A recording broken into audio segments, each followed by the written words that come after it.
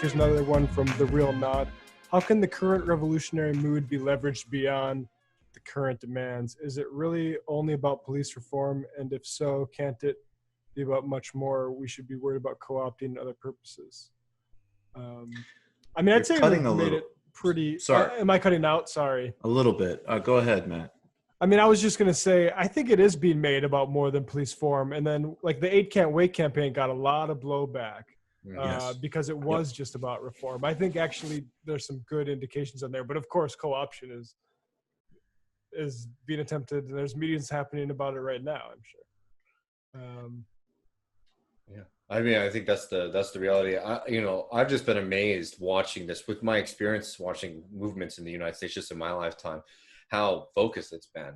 Just like how many people have tried to co-opt it and just take away the energy from this movement, and the fact that it continues to push forward.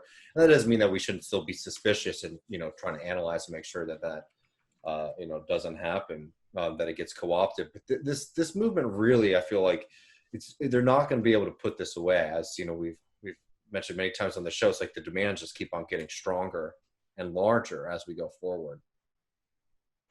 I want to plug one other thing, a commentary I actually also did for the Jackman show called I think it's titled something like "We Can't Let the Protests Turn into HR Politics." Mm-hmm. So I think there's there's a couple of different tiers to it. And also I'd really recommend, if you haven't seen it yet, definitely watch the bonus conversation, which we've unlocked, the conversation I had with Cedric Johnson.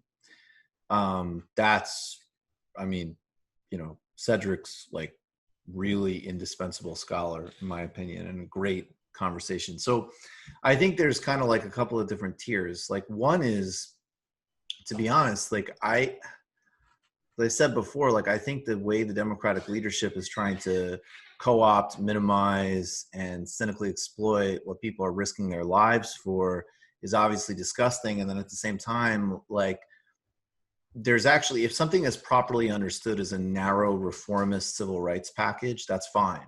And as I say a million times, if I was in Congress, I'd absolutely vote for that. That's like 5% of what's required, but it's something that should be voted on.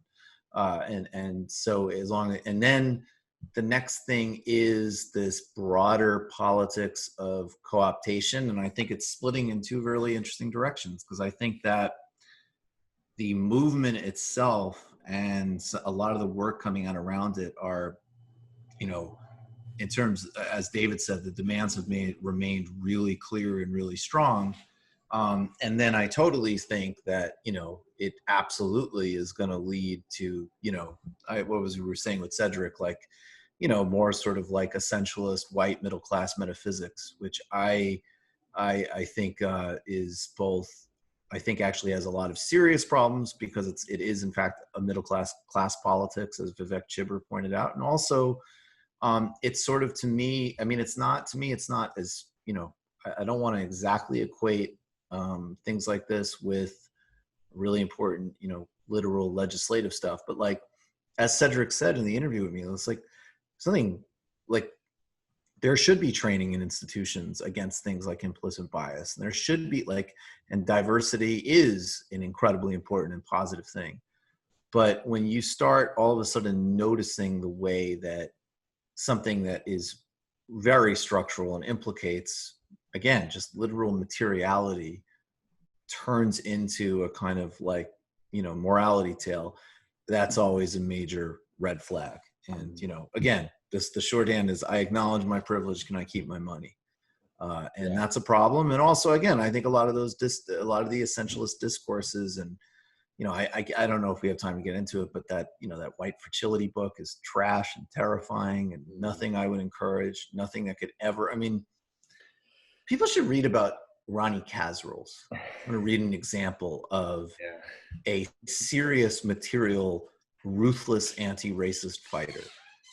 It is not going to come from, a new middle-class moral panic and attempt at cleansing and perfection. Those projects are toxic, and they don't lead to serious material redistribution and fulfilling the rights revolution. You just watched a Michael Brooks show video. Subscribe to get them all. Why wouldn't you? Don't be foolish. Click subscribe below and become a patron as well. Patreon.com/TMBS. Thanks, everybody.